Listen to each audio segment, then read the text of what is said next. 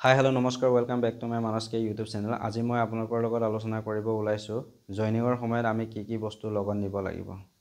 আৰু যদি মোৰ চেনেলটো নতুনকৈ আহিছে প্লিজ ছাবস্ক্ৰাইব কৰি দিব আৰু কাষত থকা বেল আইকনটো বজাই দিব। এনেধৰণৰ ইনফৰ্মেটিভ ভিডিঅ'সমূহ আপোনাৰ তাত অতি সোনকালে গৈ পায়।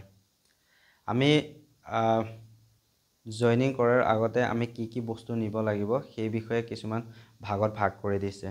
যেনে 1 নম্বৰত হৈছে লাইট বেডিং আৰু 2 নম্বৰটো হৈছে ইউটেনসাইল অৰ্থাৎ বাচন বৰ্তন আৰু 3 নম্বৰটো হৈছে ড্ৰেছ আৰু 4 নম্বৰটো হৈছে পেন আৰু এক্সাৰসাইজ বুক আৰু 5 নম্বৰটো হৈছে সেভিং কিটছ আৰু 6 নম্বৰটো হৈছে মেছ মানি। আমি যদি ফাৰ্ষ্টটো চাব যাওঁ লাইট বেডিঙৰ ক্ষেত্ৰত কি আহিব।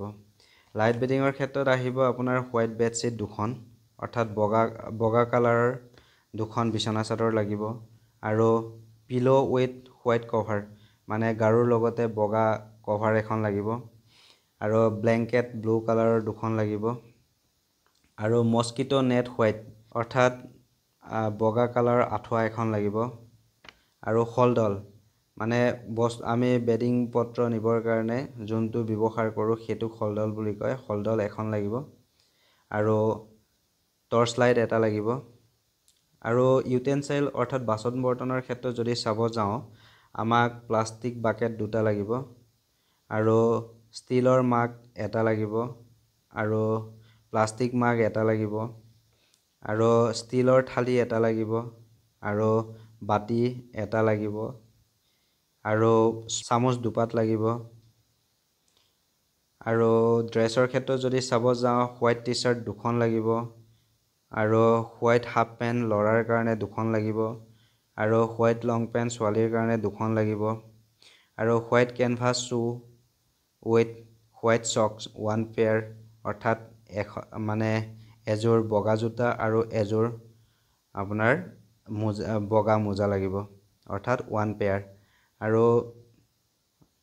আৰু লাগিব হোৱাইট স্লিভছ ভেষ্ট ল'ৰাৰ কাৰণে অৰ্থাৎ কলাৰ নথকা গেঞ্জি দুখন লাগিব ল'ৰাৰ কাৰণে আৰু ৰেড কেনভাছ শ্বু উইথ চক্স আপোনাৰ ৰঙা মানে 1 পেয়াৰ বিচাৰিছে আপোনাৰ ৰঙা জোতা এযোৰ আৰু মোজা এযোৰ আৰু পেন এণ্ড এক্সাৰসাইজ বুকছ যিহেতু ট্ৰেইনিঙত আমি কিছুমান ক্লাছ কৰিব লাগিব সেই ক্লাছসমূহ নোট ডাউন কৰিবৰ কাৰণে আমাক লাগিব পেন আৰু কপি।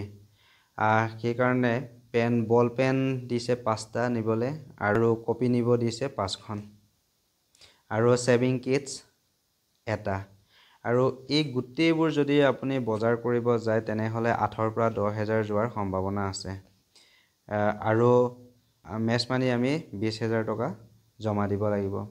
এই 20,000 টকা আমি কাৰোবাক খোৱাবৰ কাৰণে বা কাৰোবাক দিয়া নহয়, আমি নিজে খাবৰ কাৰণে যোনটো খৰচ হয় ৰেচনৰ সেইটো ৰেচনৰ খৰচৰ কাৰণে আমি 20,000 টকা জমা দিব লাগিব আৰু এই সকলোবোৰ যদি আপুনি চোৱা যায় তেনেহ'লে মানে এপ্ৰক্স 30,000 টকা খৰচ হয় আপোনাৰ ফাৰ্ষ্ট ষ্টাৰ্টিঙতে আৰু ইটো সিটো বুলি আপোনাৰ এক্সট্ৰা খৰচ লাগিব পাৰে কাৰণ ট্ৰেইনিঙৰ সময়ত কি হয় মানে ফাৰ্ষ্ট গৈয়ে আপুনি চেলাৰী নাপাবও পাৰে ফাৰ্ষ্ট 2 মাহত। গতিকে আপোনাৰ হাতত পইচা থাকিলে আপুনি ছেভিংছৰ পৰাই আপুনি নিজৰ প্ৰয়োজনীয় বস্তুসমূহ কিনি ল'ব পাৰিব। যিহেতু এই ভিডিঅ'টো বনোৱাৰ মেইন উদ্দেশ্য হৈছে চবৰে আৰ্থিক সাহায্য সমান নহয়, কাৰোবাৰ ভাল কাৰোবাৰ বেয়া, যাৰ ভাল তেওঁৰ লাক বুলিলে পাই যায়, যাৰ বেয়া তেওঁতো এপদকৈ গোটাব লগা হয়। যদি আপোনাৰ ৰিজাল্ট ভাল হ'ব যেন অনুভৱ হয় বা লাগে তেনেহ'লে আপুনি আজিৰ পৰা এটকা দুটকাকৈ জমা কৰিব ষ্টাৰ্ট কৰক। যিহেতু পইচাৰ প্ৰয়োজন হয়, সেই পইচা কাৰোবাক দিবৰ কাৰণে নহয়, সেই পইচা নিজৰ কাৰণে, নিজৰ যোনটো খৰচ হয় সেই খৰচ বহন কৰিবৰ কাৰণে নিজৰ পইচা লাগে। আৰু এই নটিচখন এতিয়াৰ নহয়, এই নটিচখন দিছিলে 2 বছৰ আগত আৰু এই নটিচখন যিহেতু মই পাইছিলোঁ সেইকাৰণে আপোনালোকৰ লগত শ্বেয়াৰ কৰিলোঁ আৰু জইনিং কৰিব যায় তেতিয়া আপোনালোকে এইবিলাক বস্তুৱেই নিব লগা হয়। গতিকে আপোনালোকৰ লগত মই মোৰ কথাবোৰ শ্বেয়াৰ কৰিলোঁ। যদি ভাল লাগে প্লিজ লাইক কৰি দিব, শ্বেয়াৰ কৰি দিব আৰু কমেণ্ট কৰি দিব আৰু যদি মোৰ চেনেলটো এতিয়ালৈকে ছাবস্ক্ৰাইব কৰা নাই তেনেহ'লে প্লিজ ছাবস্ক্ৰাইব কৰি দিব আৰু কাষত থকা বেল আইকনটো বজাই দিব এনেধৰণৰ ইনফৰ্মেটিভ ভিডিঅ'সমূহ পাবৰ বাবে। ধন্যবাদ।